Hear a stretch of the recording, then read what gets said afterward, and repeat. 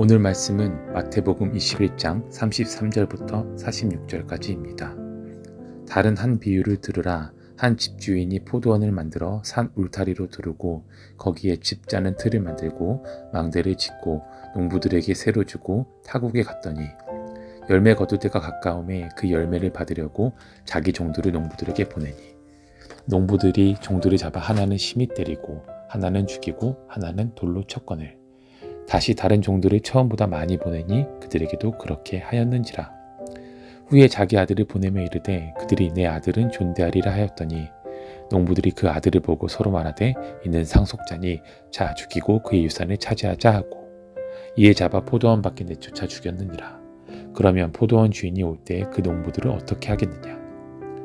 그들이 말하되 그 악한 자들을 진멸하고 포도원은 제때에 열매를 바칠 만한 다른 농부들에게 새로 줄지니이다. 예수께서 이르시되 너희가 성경에 건축자들이 버린 돌이 모퉁이의 머릿돌이 되었나니 이것은 주로 말미암아 된 것이요 우리 눈에 기이하도다 함을 읽어본 일이 없느냐. 그러므로 내가 너희에게 이르노니 하나님의 나라를 너희는 빼앗기고 그 나라에 열매 맺는 백성이 받으리라. 이 돌 위에 떨어지는 자는 깨지겠고 이 돌이 사람 위에 떨어지면 그를 가루로 만들어 흩으리라 하시니 대제사장들과 바리새인들이 예수의 비유를 듣고 자기들이 가리켜 말씀하심인 줄 알고 잡고자 하나 무리를 무서워하니 이는 그들이 예수를 선지자로 알미었더라. 아멘.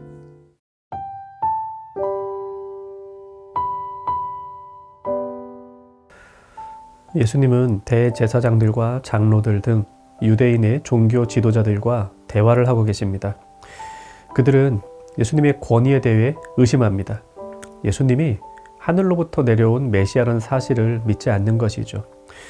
그들은 또한 자신들의 종교적 기득권을 강하게 수호하고자 합니다. 사람들이 자신들의 권위에 굴복하고 자신들만이 종교적인 권세를 행사하기 원합니다. 그런 지도자들에게 예수님께서 하나의 이야기를 해주십니다. 한 사람이 포도원을 잘 가꾸었습니다. 그리고 자신은 멀리 떠나면서 농부들에게 포도원을 맡깁니다. 시간이 흘렀습니다. 포도원에서 아마 많은 열매가 맺혔을 것입니다. 포도원 주인은 열매를 기대하며 사람들을 보내 열매를 가져오게 합니다. 하지만 포도원을 맡았던 농부들은 열매를 주기 싫었나 봅니다. 혹은 그들이 게을러서 열매를 맺지 못했는지도 모릅니다. 그랬다면 주인에게 자신들의 게으름이 들통나는 걸 꺼려했겠죠? 그들은 열매를 받으러 온 종들을 잡아 때리고 죽입니다. 포도원 주인은 실망했지만 이번에는 더 많은 종들을 보냅니다. 결과는 마찬가지입니다. 그들도 때리고 죽였습니다. 그러자 이번에는 포도원 주인이 자신의 아들을 보냅니다. 내 아들은 그들이 존대하겠지 하는 마음입니다. 하지만 틀렸습니다. 농부들은 포도원 주인의 아들이 오는 것을 보면서 끔찍한 생각을 합니다. 저 아들을 죽이면 이 포도원은 이제 우리의 것이 될 것이다. 그리고 아들을 죽입니다. 여기까지 이야기하시고 예수님께서 지도자들에게 물으십니다. 이 농부들을 어떻게 하면 좋겠는가? 그들이 아주 상식적인 대답을 합니다. 그런 자들은 진멸하고 포도원에서 쫓아내야 합니다. 그리고 그 포도원은 다른 사람들에게 맡기는 것이 좋겠습니다. 이 이야기에서 포도원 주인은 하나님이십니다. 포도원은 온 세상입니다. 하나님이 온 세상, 즉 포도원을 창조하시고 가꾸셨습니다. 많은 열매를 맺기 좋도록 장치도 만드시고 적이 침입하지 못하도록 안전하게 해놓으셨습니다. 이제 하나님이 농부들을 부르십니다. 농부들은 이스라엘 백성입니다. 그들은 하나님이 창조하신 세상을 하나님이 원하시는 대로 선하고 아름답게 가꿀 사명을 받았습니다. 하나님은 그들에게 세상을 맡기시고 그들이 과연 하나님께서 원하시는 아름다운 세상을 가꾸고 있는지 그 열매를 얻으려 하십니다. 그래서 사람을 보내십니다. 그 사람들은 구약의 선지자들을 의미합니다. 이 선지자들을 통해 하나님의 말씀을 가르치고 지금처럼 포도원을 가꾸면 안 된다 이렇게 호소하게 합니다. 회개하고 하나님께서 기뻐하시는 열매를 맺으라고 하나님의 말씀을 전합니다. 하지만 이스라엘 백성들은 듣지 않았습니다. 선지자들을 핍박하고 그들이 전하는 하나님 말씀을 듣지 않습니다. 점점 더 세상은 포도원 주인 되신 하나님 말씀을 듣지 않고 그분의 존재 자체를 무시하려 하였습니다. 포도원 주인은 마지막으로 아들을 보냅니다. 내 아들은 저들이 존중하겠지. 이 아들은 하나님의 독생자 예수 그리스도이십니다. 하나님께서 아드님을 보내서 세상을 바로잡으려 하셨습니다. 이 세상이 그분의 열매를 맺으며 그분의 주인됨을 인정하고 살기를 바라셨습니다. 하지만 세상은 그분의 아들 예수 그리스도를 잡아 죽였습니다.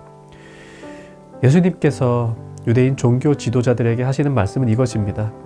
너희 조상들이 과거에 하나님 말씀을 전하는 선지자들을 핍박하고 그들의 말에 불순종했듯이 이제는 하나님의 아들인 나를 핍박하고 나의 말을 듣지 않는다.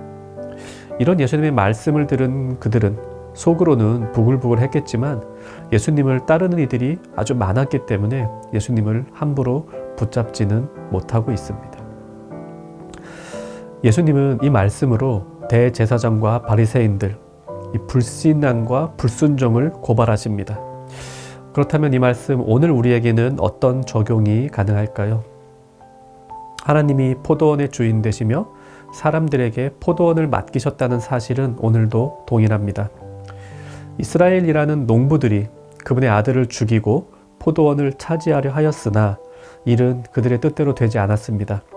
하나님은 그분의 아들이 포도원의 상속자이심을 밝히고 아드님을 포도원의 주인으로 삼으셨습니다. 그리고 그 아들을 인정하는 이들로 하여금 계속하여 포도원, 즉 온 세상을 아름답게 가꾸라고 명령하셨습니다. 바로 교회입니다. 이제 우리가 포도원 농부입니다. 하나님이 창조하시고 가꾸시는 온 세상을 하나님께서 기뻐하시는 포도원으로 만들고 여기서부터 선하고 아름다운 열매를 하나님께 바쳐드리는 삶을 살아야 합니다. 그런데 두 가지 문제가 있습니다. 하나는 우리 자신이 그렇게 의로운 농부는 아니라는 사실입니다. 그래서 우리도 때로는 우리가 포도원의 주인이 아닌가 하는 착각을 하며 살아갈 때가 있습니다.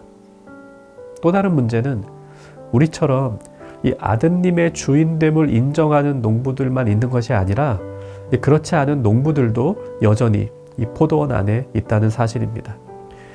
그들은 주인 되신 아드님을 거부할 뿐 아니라 그분을 따르려는 우리도 미워하고 핍박할 때가 있습니다. 예전에는 선지자들을 핍박하고 아드님을 핍박했듯이 이제는 그분을 따르는 우리를, 교회를 핍박하는 것입니다. 이에 대해 예수님은 이렇게 말씀하셨습니다. 나로 말미암아 너희를 욕하고 박해하고 거짓으로 너희를 거슬러 모든 악한 말을 할 때에는 너희에게 복이 있나니 기뻐하고 즐거워하라. 하늘에서 너희의 상이 큼이라. 너희 전에 있던 선지자들도 이같이 박해하였느니라. 이스라엘은 실패했습니다. 그들은 선지자의 말도 따르지 않았고 아드님도 따르지 않았습니다. 우리는 성공했습니다. 우리는 아드님을 따르며 그분의 주인됨을 인정합니다. 앞으로도 그래야 합니다. 우리가 주인이 아니라는 사실을 잊지 말아야 하고 외부에서부터 오는 핍박과 유혹에도 굴하지 않고 포도원을 잘 가꾸어야 합니다. 주인 되신 하나님께서 기뻐하시는 선하고 아름다운 열매를 맺어드려야 합니다. 그것이 포도원 농부된 교회의 사명입니다. 말씀 생각하며 기도합시다. 내가 주인이라는 생각을 버리고 주인 되신 예수님을 온전히 인정하며 살게 하옵소서. 하나님이 기뻐하시는 세상은 어떤 세상인지 말씀을 통해 잘 깨닫게 하시고 그와 같은 세상을 만들어가기 위해 애쓰는 교회가 되게 하소서. 오늘 하루도 주인 되신 하나님을 따르는 청년가족 되기를 바랍니다.